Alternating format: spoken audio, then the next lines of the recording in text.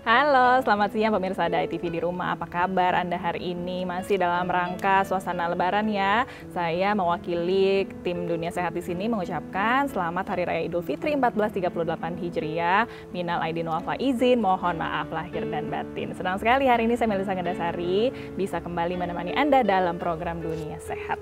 Ya pemirsa Dunia Sehat, tahukah Anda penyakit autoimun ini menjadi salah satu penyakit yang perlu kita waspadai. Kenapa? Karena daya tahan tubuh yang seharusnya menjaga sel tubuh, ini ternyata malah menyerang sel tubuh yang sehat. Nah, saya ada data berdasarkan American Autoimmune Related Disease Association atau ARDA.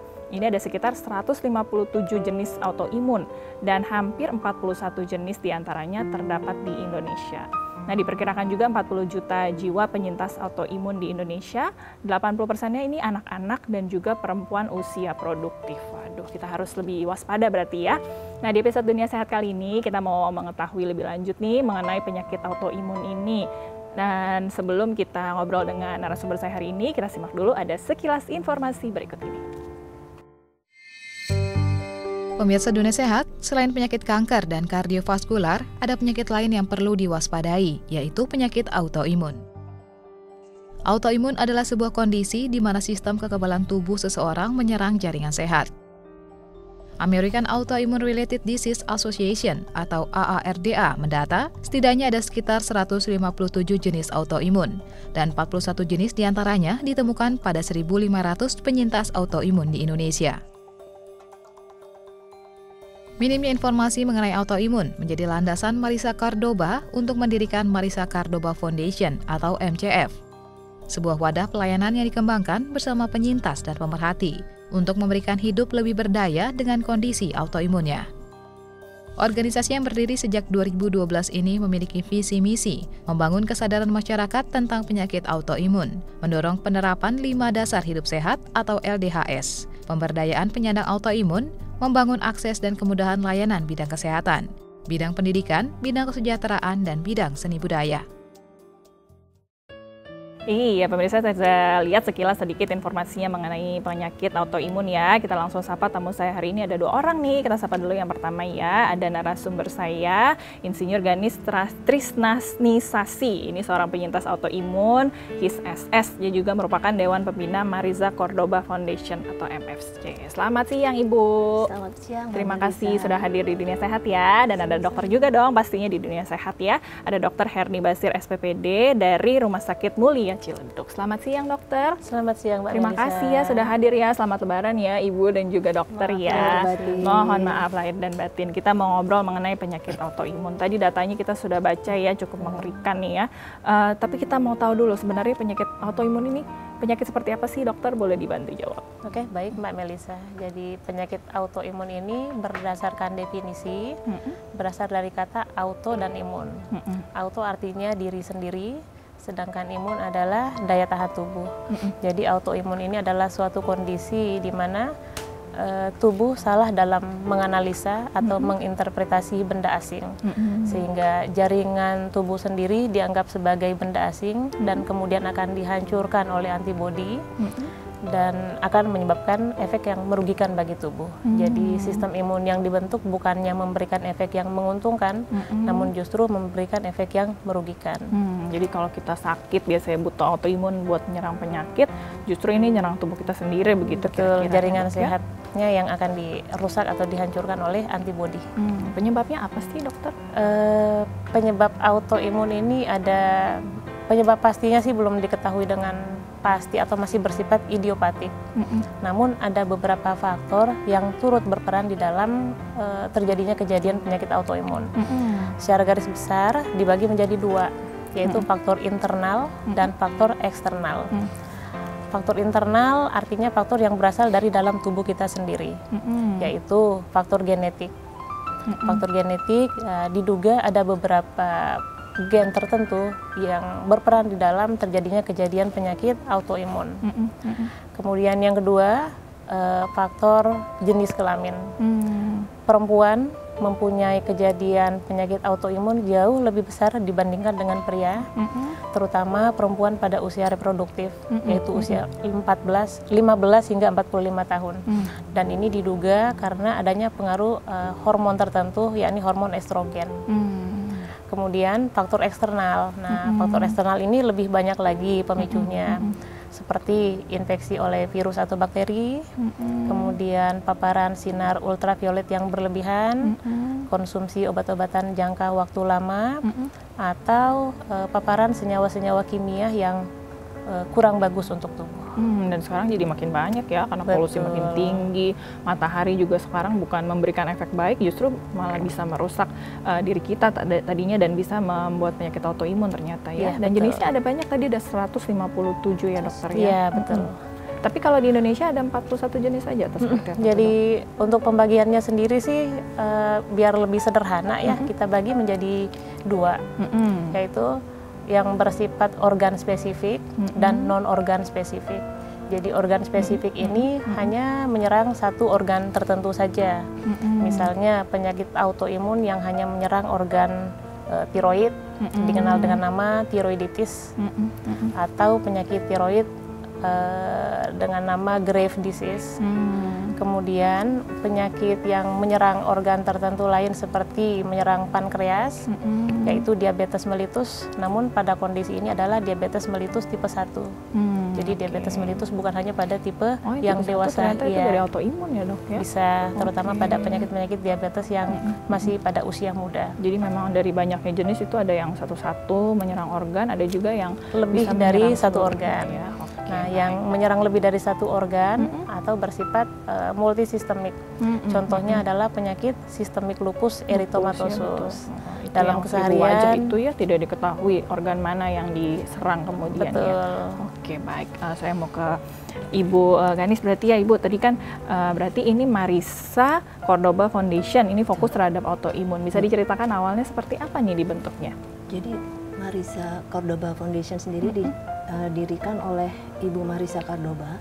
Beliau adalah penyintas autoimun juga jenis ITP yang dideritanya sejak usia 4 tahun waktu itu. Jadi 25 tahun kemudian, jadi selama 25 tahun ini beliau tergantung dengan obat-obatan. Kemudian tahun 2012 setelah menyadari bahwa faktor penyebab autoimun tadi memang ada 2, satu secara genesis, yang kedua adalah pola hidup. Nah, atas dasar itu bersama dengan dokter yang merawat pada waktu itu, beliau mendirikan Marisa Cordoba Foundation. Kemudian tahun 2015 bersama dengan Kementerian Pemberdayaan Perempuan dan Perlindungan Anak Republik Indonesia mendirikan satu program nasional Senyum Indonesiaku. Begitu. Jadi memang yang mendirikan juga seorang penyintas autoimun ya. Iya. Dari usia 4 tahun ya berarti ya. Dari usia 4 tahun. Berarti tadi memang datanya wanita dan juga anak-anak yang banyak terkena sekitar 80%. Visi misinya seperti apa nih Ibu? Visinya yaitu Senyum Indonesia bersama autoimun sehat berkarya, karena saya sendiri juga seorang penyintas autoimun, jadi sehat berkarya. Misinya sendiri ada 3, jadi 1, membangun kesadaran masyarakat Indonesia tentang autoimun, jadi karena memang minim pengetahuan mengenai autoimun ini. Kemudian yang kedua, ini yang penting, yaitu mendorong penerapan 5 dasar hidup sehat. Dan yang ketiga adalah pemberdayaan para penyandang autoimun. Oke, baik. Berarti mulai dari pengenalannya, sosialisasinya seperti apa, tadi ada dasar hidup sehatnya seperti apa, dan tidak berhenti sampai di situ, bisa harus berkarya juga nih para penyintas autoimun ya. Nanti kita bahas lebih lanjut ya dokter dan juga Ibu. Tadi apa tuh ya 5 dasar hidup sehatnya seperti apa, nanti kita mau bahas. Bagi Anda juga jangan kemana-mana karena kita masih mau bahas nih mengenai penyakit autoimun. Kita segera kembali, jeda sebentar ya, tetap di Dunia Sehat.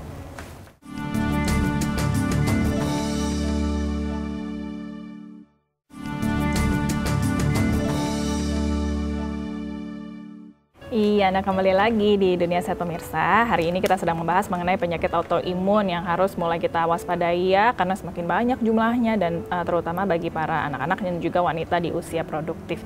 Kita langsung lanjutkan lagi ya obrolan kita dengan tamu saya hari ini. Ada Dr. Herni Bastir, SPPD, spesialis penyakit dalam dari Rumah Sakit Mulia Ciledug, dan ada juga Insinyur Ganis Trisnanisasi, seorang penyintas autoimun HIS-SS, dan juga Dewa Pembina dari Marisa Cordoba Foundation atau MFC. Baik, kita lanjutkan ya.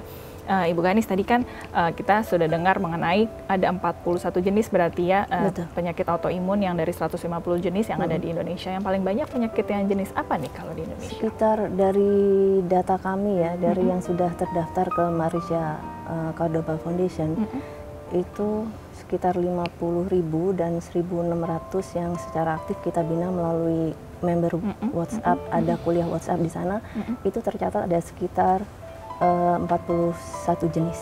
41 jenis yang paling... Yang terbanyak adalah sekitar 20% itu SLA, kemudian sekitar 10% itu jenis ITP. Yang SLA itu yang menyerang yang lupus tadi yang dijelaskan oleh Ibu Dr. Herni. Kalau yang ITP yang kena di yang darah ITP yang di darah, jadi seperti ada bintik-bintik biru. Mungkin masyarakat mengenalnya seperti dicubit setan gitu ya, ada biru memar. Jadi itu memang ada kelainan dari keping darah ya dok ya. Berarti dari lupus dan juga yang ITP. menyerang darah ya. Iya, menyebar keping darah. Anggotanya di MFC sendiri sudah berapa nih Ibu? Untuk penyandangnya, penyintasnya itu saya tadi sebutkan ada 50.000. Jadi yang 1.600 penyintas ini secara resmi terdaftar dalam grup WhatsApp.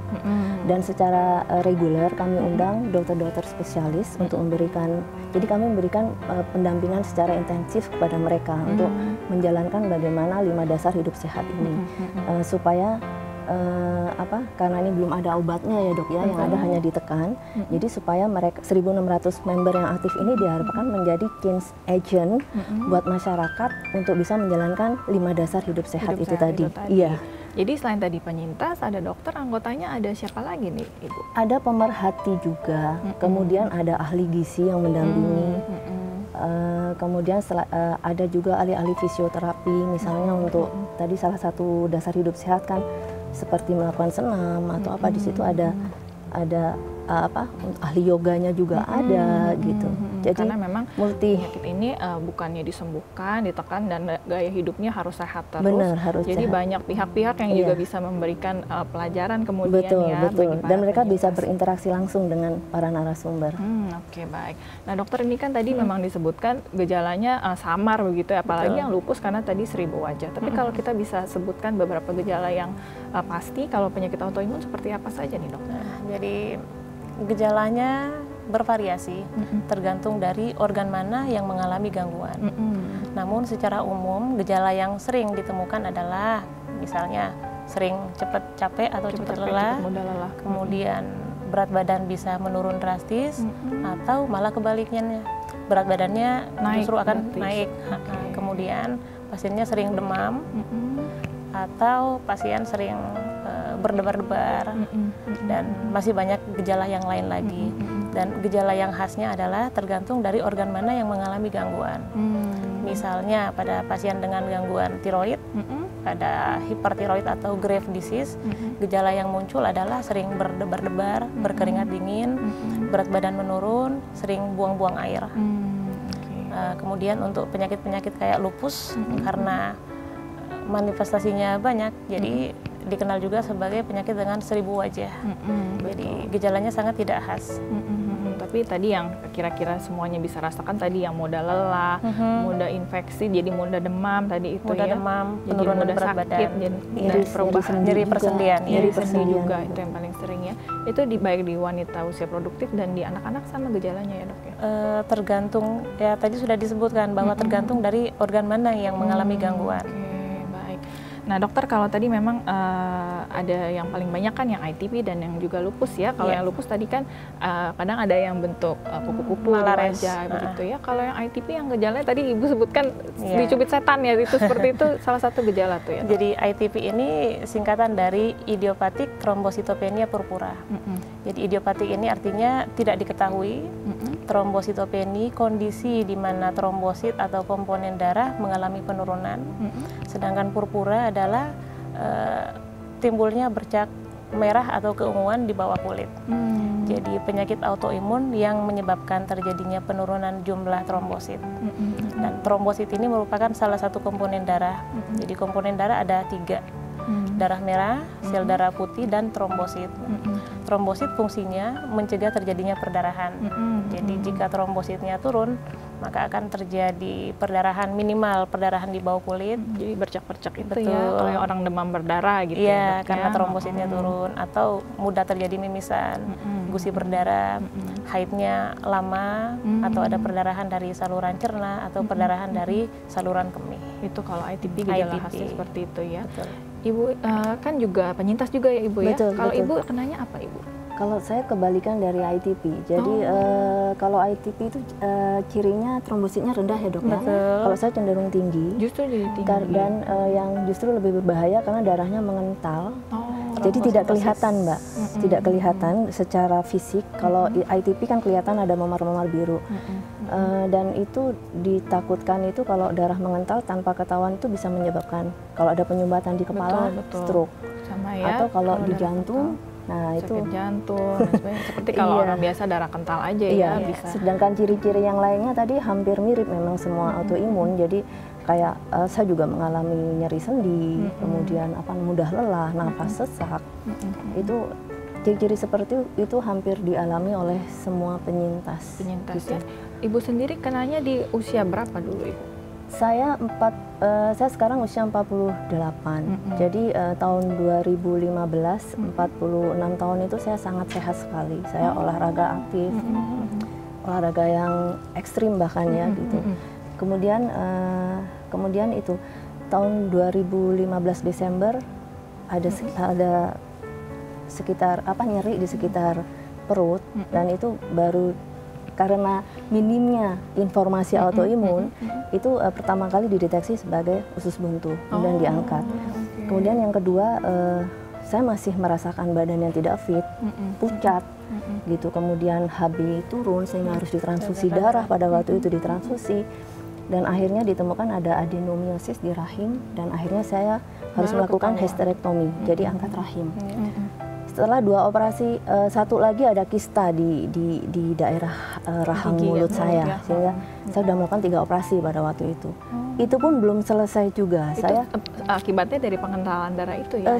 pada waktu itu saya sudah melakukan itu di 2 rumah sakit, di 2 rumah sakit. Jadi saya masih kami tim dokter juga belum menegakkan autoimun pada waktu, dan saya masih merasakan ada keluhan yang tadi itu dok. Jadi pucat, perut sakit itu masih. Jadi memang pemeriksaannya biasanya panjang ya? Panjang, kemudian baru diketahui. Iya, dan yang terakhir puncaknya itu memang ada gangguan di saluran ginjal. Jadi air seni itu tidak bisa keluar dengan lancar, sehingga terjadi mungkin di situ dia sudah menggenang beberapa waktu, sehingga beberapa organ saya juga ada kerusakan di situ, sehingga harus dilakukan hysterektomi, yaitu mengeluarkan air seni dari punggung saya. Setelah yang panjang, iya, setelah panjang baru ketahuan ternyata. Nah, setelah itu saya pindah lagi ke rumah sakit yang ketiga. Di situ ini cirinya memang kalau autoimun itu diobati dengan cara biasa, kalau orang normal itu akan sembuh. Tapi kalau autoimun sudah di treatment dengan yang terbaik masih ada gitu. Jadi memang 1000 wajah. Nah, setelah itu di situ pada bulan Agustus 2016 saya baru ditegakkan saya HIS, Hyper IgE syndrome. Jadi IgE saya tinggi dan ITP tadi ya. Betul, dan Sjogren syndrome. Jadi ada beberapa kekeringan dalam mata. Jadi mata saya itu suka kering ya. Suka kering, kemudian air liur juga gitu. Kulit gampang alergi. Saya sampai sekarang itu nggak bisa kena perban. Jadi langsung suka alergi. Nah itu jadi sekitar 6 bulan yang lalu, dan sekarang saya masih treatment berobat, dan LDHS ini sangat membantu untuk perbaikan kondisi saya, sehingga saya masih bisa aktif bekerja sampai sekarang. Nanti kita bahas tuh ya, seperti apa tuh 5 dasar hidup sehatnya ya. Kita harus jeda kembali, bagi Anda juga jangan kemana-mana ya, kita masih akan membahas mengenai penyakit autoimun, tapi sebelumnya ada info sehat untuk Anda, 5 dasar hidup sehat, ini dia. Pemirsa Dunia Sehat, selain konsumsi obat secara rutin, penyintas autoimun atau penderita autoimun juga wajib menerapkan pola hidup sehat. Dan berikut ini 5 dasar hidup sehat Program Nasional Senyum Indonesiaku. Gaya hidup sehat. Dimulai dari pemilihan makanan sehat, pemeriksaan kesehatan berkala, dan pastikan lingkungan selalu bersih dan sehat. Dan makanan yang dianjurkan antara lain nasi merah, coklat atau nasi hitam, tempe dan tahu non-CMO. Aktif mandiri. Coba lakukan olahraga 30 menit setiap harinya, dan olahraga yang dijalani sebatas kemampuan Anda. Selain itu, cobalah menanam bahan pangan sendiri yang bebas bahan kimia. Pengendalian stres. Anda bisa melakukan melalui ibadah. Dengan beribadah, maka Anda akan merasa lebih dekat dengan Tuhan dan akan merasakan ketenangan. Selain itu, lakukan komunikasi positif dan manajemen waktu yang baik. Terus belajar, perkaya wawasan dan bergabung dengan komunitas pembelajar. Ketahui hak dan kewajiban pasien, ketahui informasi mengenai obat dan mengelola keuangan dengan baik. Hidup positif, bisa dilakukan untuk menyimbangkan otak, bekerja secara cerdas dan tersenyum setiap saat.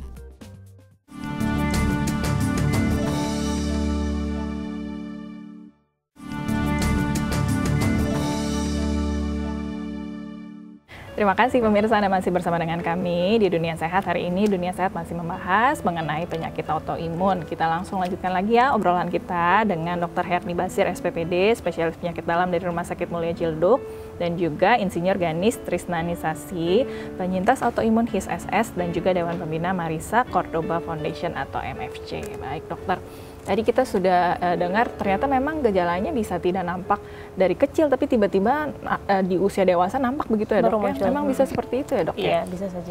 Jadi memang waktu kecilnya tidak bermasalah, tapi begitu usia dewasa tiba-tiba langsung muncul begitu saja keluarnya.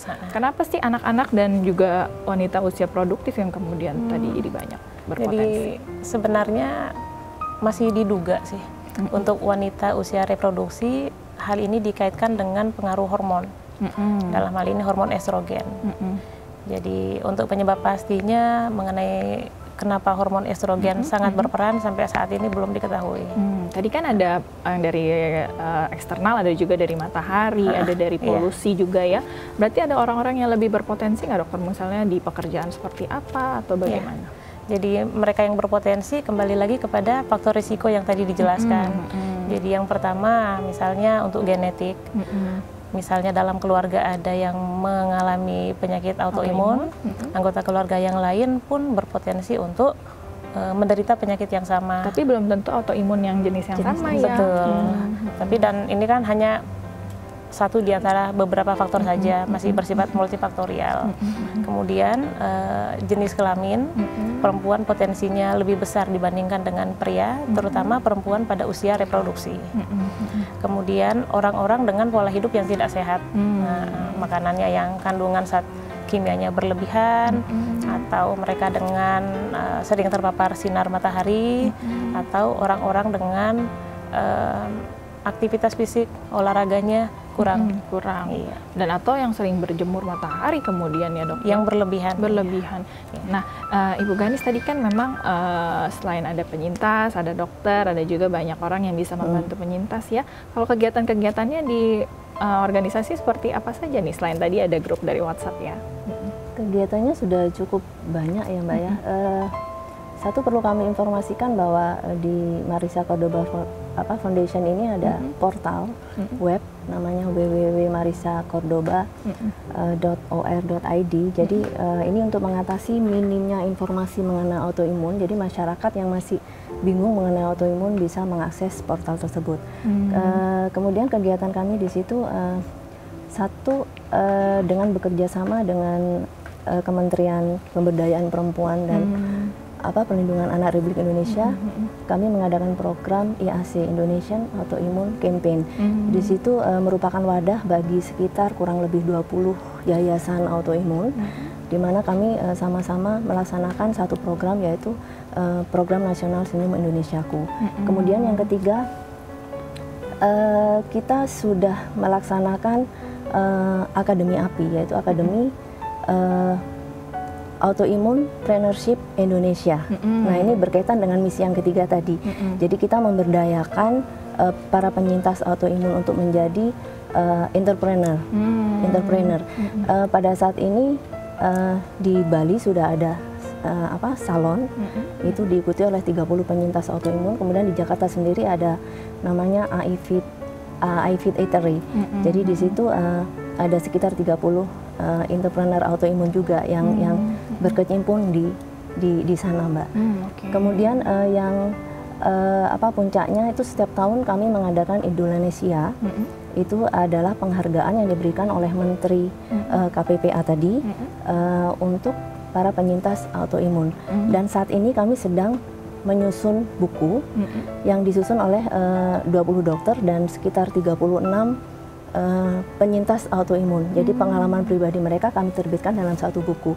Mudah-mudahan ini bisa menjadi suatu media untuk campaign autoimun ini bisa diwaspadai oleh seluruh masyarakat karena memang Indonesia. Tadi gejalanya harus pemeriksaan yang panjang, harus diketahui ya. Kadang-kadang kita nggak aware gitu loh, menyepelekan atau bagaimana. Nah, daripada nanti tiba-tiba saya sendiri pada waktu itu udah 3 hari di ICU, nggak mau lagi. Memang karena proses yang panjang, apabila diketahui lebih awal, pastinya bisa membantu banyak orang. Jadi tidak harus melewati proses yang begitu panjang sampai diketahui. Kegiatan-kegiatan seperti ini memang membantu atau seperti apa nih, Dok? Jadi kegiatan-kegiatan yang disebutkan tadi, menurut saya bukan hanya untuk penyakit-penyakit autoimun saja sih, tapi untuk penyakit secara keseluruhan pun sangat membantu.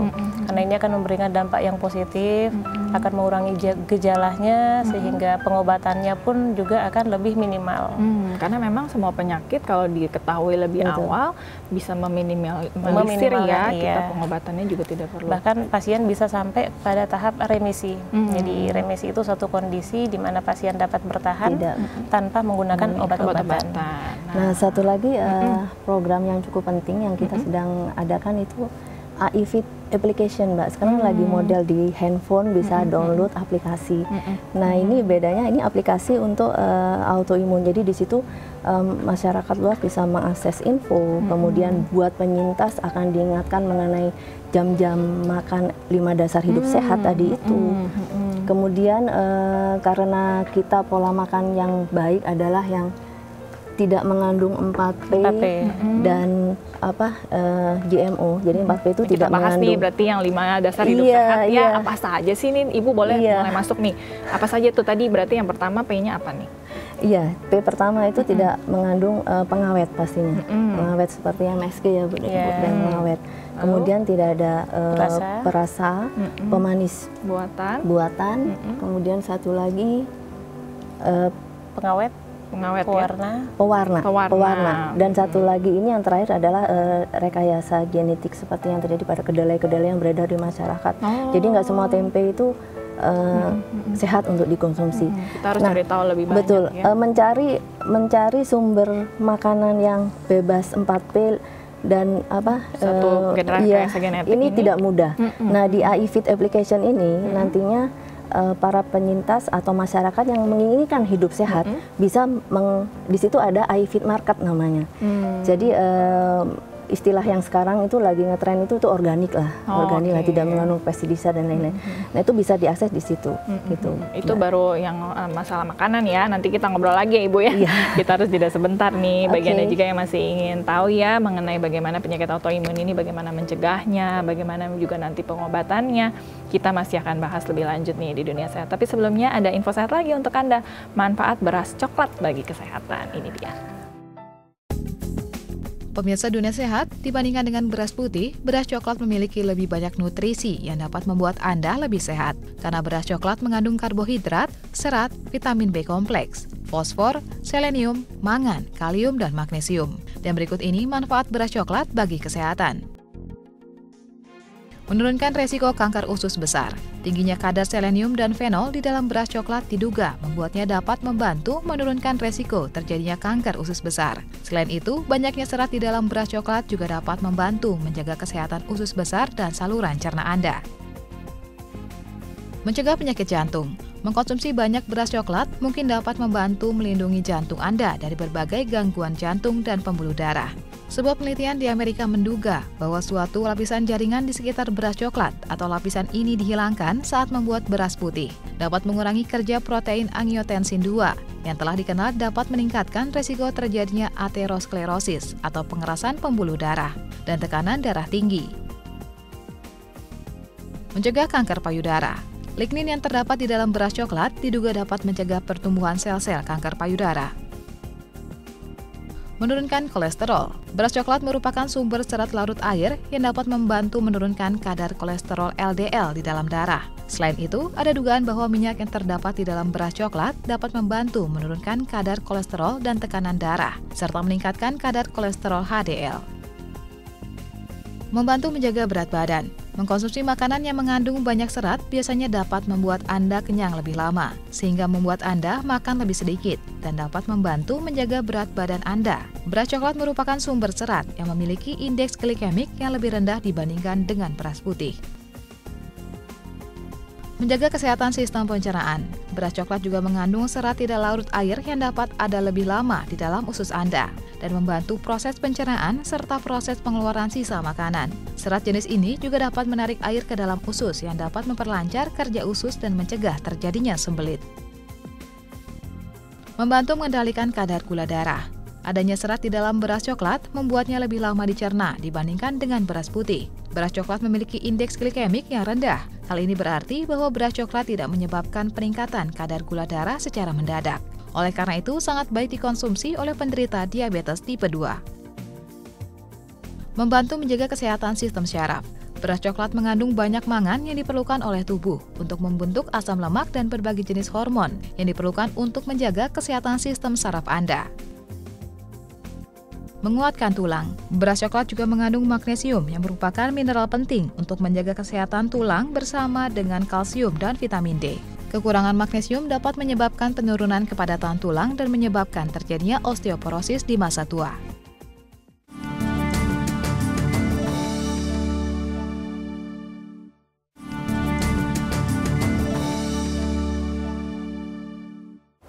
Terima kasih, masih bersama dengan kami di Dunia Sehat. Kita masih membahas mengenai penyakit autoimun. Kita lanjutkan lagi ya obrolan kita dengan Dr. Herni Bastir SPPD, spesialis penyakit dalam dari Rumah Sakit Mulia Ciledug, dan juga Insinyur Ganis Trisnanisasi, seorang penyintas autoimun HIS-SS, dan juga Dewan Pembina dari Marisa Cordoba Foundation atau MFC. Baik dok, Ibu tadi kan sudah bahas mengenai yang 5 dasar hidup sehat, yang makanannya tadi ya, tidak boleh pewarna, pengawet, pemanis buatan, perasa, dan juga yang rekayasa genetik. Selain itu apalagi nih yang harus dilakukan selain menjaga makanan? Nah, yang paling penting ini adalah pengendalian stres.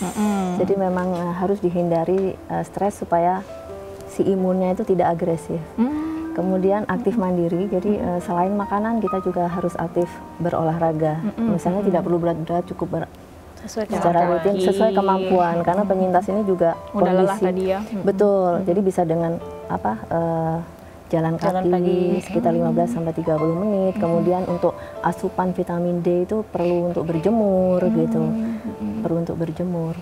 Ya itu harus dilakukan secara berkesinambungan. Jadi pengobatan dari dokter diimbangi dengan pola hidup yang seperti tadi, insya Allah akan remisi yang disebutkan Ibu Dr. Herni tadi akan segera tercapai. Jadi kita tidak perlu tergantung pada obat. Betul sekali. Baik. Tadi memang sudah disebutkan 5 dasar hidup sehatnya nih dokter. Kalau tadi memang dilakukan secara rutin, apa yang bisa dilakukan, yang bisa dicapai selain tadi dari remisi? Kalau organ-organ yang rusak, cuman bisa terbantu jadi baik atau seperti apa nih dok? Jadi manfaatnya selain untuk mengurangi gejala dan mencapai remisi, untuk mengembalikan kepada kondisi yang normal seperti semula mungkin agak sulit. Karena terapi-terapi yang diberikan pun masih bersifat simptomatik saja, bukan terapi yang kausatif. Karena penyebab penyakit ini bersifat idiopatik. Jadi kalau bersifat idiopatik tidak diketahui dengan pasti, maka pengobatannya pun juga hanya bersifat simptomatik. Menekan gejala Iya, tadi menekan ya? gejala dan mengurangi gejala yang muncul.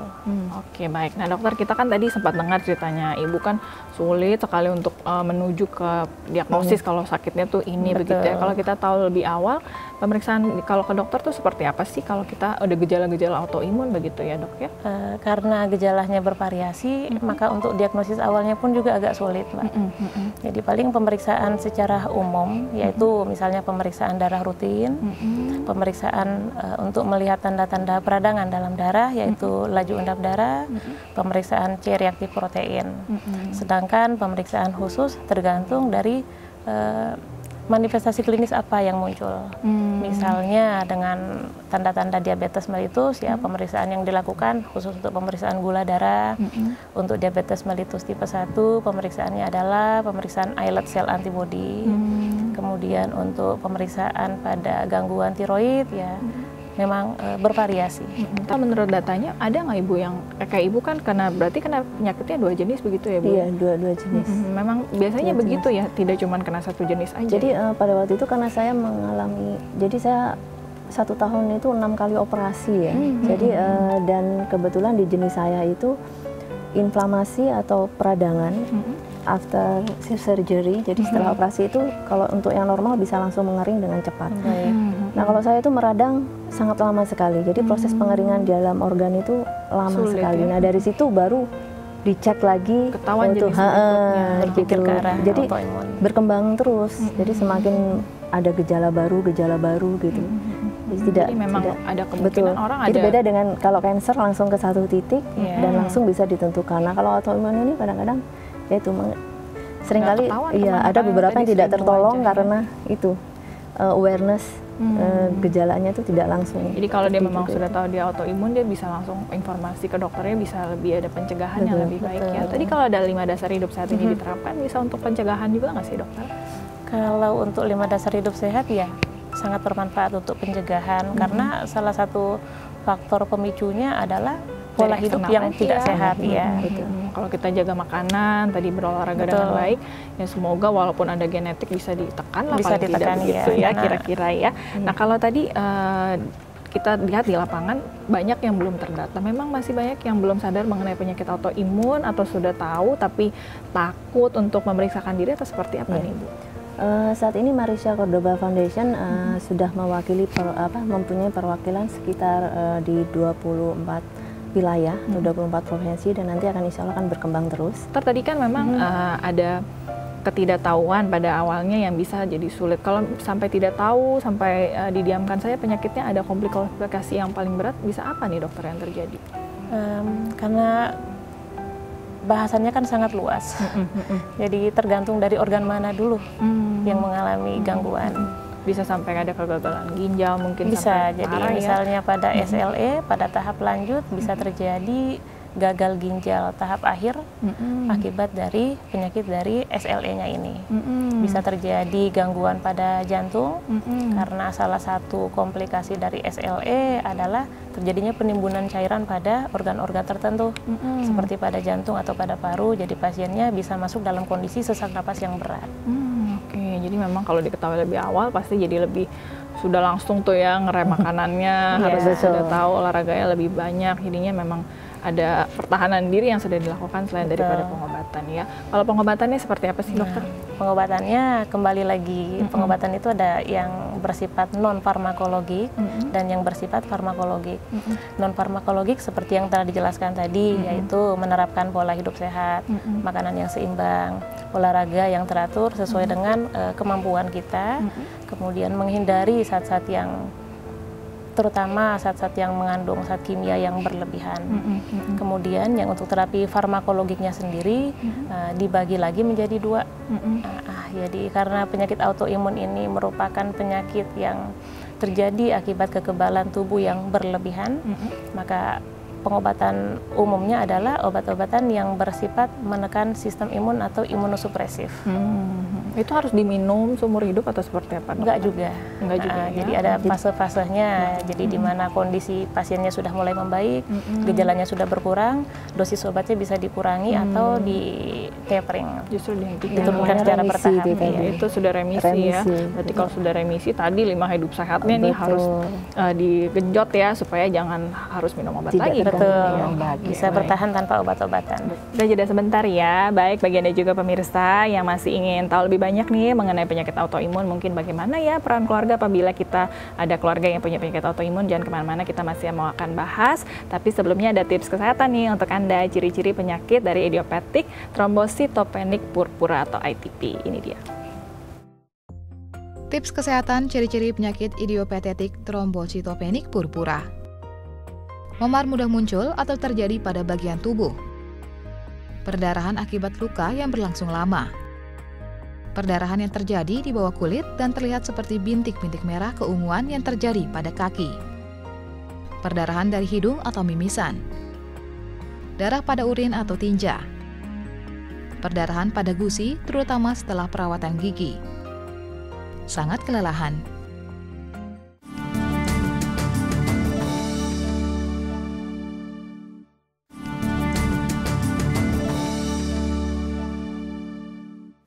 Terima kasih pemirsa, Anda masih bersama dengan kami di Dunia Sehat. Dunia Sehat hari ini masih membahas mengenai seputar penyakit autoimun. Kita langsung lanjutkan lagi ya dengan tamu saya hari ini. Ada Dr. Herni Basir, SPPD, spesialis penyakit dalam dari Rumah Sakit Mulia Ciledug. Dan ada juga Ibu Insinyur Ganis Trisnani Sasi, penyintas autoimun HIS-SS. Dan juga Dewan Pembina dari Marisa Cordoba Foundation atau MFC. Baik, Ibu Ganis, tadi kita sudah bicara bagaimana bukan hanya penyintas saja, tapi peran keluarga juga penting ya bagi mereka yang punya keluarga yang penyandang autoimun. Seperti apa nih peran keluarganya? Jadi keluarga ini merupakan suatu pondasi bertumbuhnya potensi diri setiap individu ya. Jadi keluarga ini memang harus dijaga kesehatannya lahir dan batin, karena akan merupakan sumber dari individu-individu yang sehat tadi itu. Jadi apabila pola hidup, lingkungan, ini salah satunya adalah keluarga, Mbak. Jadi kalau misalnya pola hidup dan lingkungan di keluarganya itu tidak sehat, nah ini akan menjadi pemicu. Mereka yang sudah ada penyandang autoimun di rumahnya, terkadang kalau yang sakit satu orang bisa satu keluarga juga jadi ikut stres terkadang. Seperti apa nih berarti? Justru itu di Marisa Cordoba Foundation ini membernya tidak hanya penyintas, tapi juga para pendamping. Jadi misalnya si anak yang menderita penyakit autoimun, ayah atau ibunya boleh ikut sebagai member. Jadi wawasan ini memang perlu diketahui oleh segenap keluarga. Jadi kalau misalnya kita sudah menerapkan pola hidup sehat, alangkah bagusnya tidak hanya untuk si sakit, tapi seluruh anggota keluarga juga menerapkannya. Jadi memang sudah tahu ya kira-kira apa yang harus dilakukan. Makanannya bukan yang si penyintasnya aja yang harus sehat, satu rumah juga sehat dong ya. Kalau di depan yang penyintas makan yang tidak sehat, nanti jadi kepengen nularin juga tuh ya. Pada akhirnya memang harus hidup sehat satu rumah ya pada akhirnya. Nah dokter, ini kan banyak juga di anak-anak. Kalau kita punya anak di rumah, gejala seperti apa nih yang bisa kita ketahui ya dari anak-anak? Karena kan kalau anak dia belum bisa cerita mungkin kalau dia sakit. Kalau di masih anak-anak yang kita harus waspadai untuk penyakit autoimun, dia seperti apa ya? Jadi untuk anak dan dewasa hampir sama. Jadi secara umum tadi sudah disebutkan. Jadi anaknya mudah lelah, gampang capek, kemudian gampang kena infeksi, mudah demam. Jadi kalau anak kita mungkin tidak ada kelihatan virus apa-apa, tapi dia sering sakit, mudah kemudian sakit-sakitan, kelihatan lesu, lemah gitu, kita harus waspada kemudian ya. Kalau anggotanya anak-anak banyak Ibu di Marisa Cordoba Foundation? Anak-anak ada terdata, tapi mungkin tidak lebih dari 10%. Lebih banyak ya dari yang dewasa. Kebanyakan yang usia dewasa. Begitu. Berarti kita juga harus waspada ya, karena mungkin saat ini kita sehat, belum tentu ya nanti di usia lebih tua lagi ada kemungkinan kita bisa kena penyakit autoimun ya. Kemudian baik, nah kalau memang tadi ada kegiatan-kegiatan yang sudah dilakukan, ke depannya lagi ada rencana kegiatan apa lagi nih Ibu yang mau dilakukan di Marisa Cordoba Foundation? Yang sedang kami, selain tadi ada Idolenesia tahunan, nanti sekitar tanggal 10 September kami mengadakan campaign dalam bentuk Women and Children Run. Ini dibatasi oleh 1.000 orang penyintas autoimun juga yang diikuti. Kemudian dalam waktu dekat ini yang tadi kami bilang tanggal 9 Juli akan diluncurkan buku pertama kami, jadi Autoimun True Stories, dari ada 20 dokter penulis dan sekitar 36 penyintas autoimun. Jadi selain tahu informasi, bisa ada kedekatan juga ya dengan mereka yang punya kisah yang serupa. Jadi tidak patah semangat, tadi bisa tetap berkarya juga pada akhirnya di masyarakat ya. Terakhir Ibu, ada yang mau disampaikan mungkin bagi masyarakat Indonesia nih terkait dengan penyakit autoimun? Baiklah, jadi autoimun itu bukan suatu momok bagi mereka yang melaksanakan pola hidup sehat dari sekarang. Nah, buat Anda yang masih ingin mengetahui lebih banyak mengenai informasi autoimun, bisa mengunjungi website kami di www.marisacordoba .or.id. Oke, ada aplikasinya tadi yang bisa diunduh, aplikasi apa tuh? Dalam waktu dekat, sekarang masih kami susun, kami buat, jadi AI Fit Apps Application.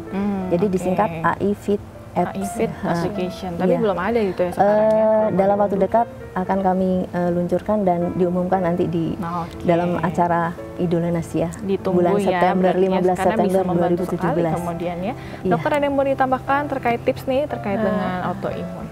Untuk tips-tipsnya mungkin sudah dijelaskan lebih lengkap dengan Ibu yang tadi. Jadi saya hanya menganjurkan untuk pola hidup sehat, terutama dalam mencegah terjadinya penyakit autoimun. Karena pola hidup sehat ini merupakan faktor yang bisa diubah atau bisa dipengaruhi. Beda dengan faktor genetik dan faktor jenis kelamin. Karena itu merupakan suatu faktor yang memang sudah paten. Jadi kalau bisa diterapkan 3 pilar hidup yang sehat, yaitu assume good, konsumsi makanan yang benar-benar sehat, kemudian do good, berolahraga secara teratur dan rutin sesuai dengan kemampuan, dan feel good. Feel good tadi yang paling pentingnya, jauhi stres ya. Kemudiannya sekali lagi boleh diulang tadi 5P yang harus kita hindari ya. 4P dan 1. Tidak boleh ada perasa, pewarna, pengawet, dan pemanis buatan, dan hindari yang rekayasa genetik. Oke, berarti walaupun organik agak mahal, kita memang harus mencari itu ya. Iya, salah satunya nanti ada upaya kami untuk bagaimana untuk bisa menanam sendiri. Jadi tidak perlu ada biaya mahal juga ya. Memang harus mandiri ya pada akhirnya ya. Itu salah satu dasar pilarnya itu memang aktif mandiri. Jadi berarti sebagai penyintas jangan berkecil hati, kita bisa tetap berwirausaha, bisa tanam tanaman sendiri di rumah, bisa sehat bersama keluarga pada akhirnya. Terima kasih ya dokter, dan juga Ibu sehat-sehat selalu ya. Semoga bisa jadi informasi yang berguna nih bagi pemirsa Dunia Sehat di rumah. Terima kasih juga bagi Anda pemirsa yang sudah menyaksikan episode hari ini. Tadi kita sudah tahu banyak nih ya mengenai penyakit autoimun. Semoga kita bisa menjadi semakin waspada, bisa meningkatkan gaya hidup sehat kita ya. Jangan sampai nanti kita sudah terkena jadi menyesal, atau mungkin kalau memang tadi kita sudah mengetahui ada gejala-gejalanya, bisa merasakan dari awal, bisa memeriksakan diri dan mendapatkan pengobatan yang juga pastinya lebih tepat. Bagi Anda yang ingin mengirimkan kritik dan saran kepada Dunia Sehat, bisa mengirimkannya melalui SMS di 0889805000 atau melalui Twitter kami di @daai_tv, sertakan hashtagnya tagar Dunia Sehat, atau bisa melalui Facebook kami di Dunia Sehat Daai TV. Akhir kata, saya Melissa Ganesari, pamit undur diri. Terima kasih atas kebersamaan Anda ya. Selamat Hari Raya Idul Fitri bagi Anda yang merayakan, dan selamat berlibur bagi Anda yang lain. Sampai jumpa dan salam sehat.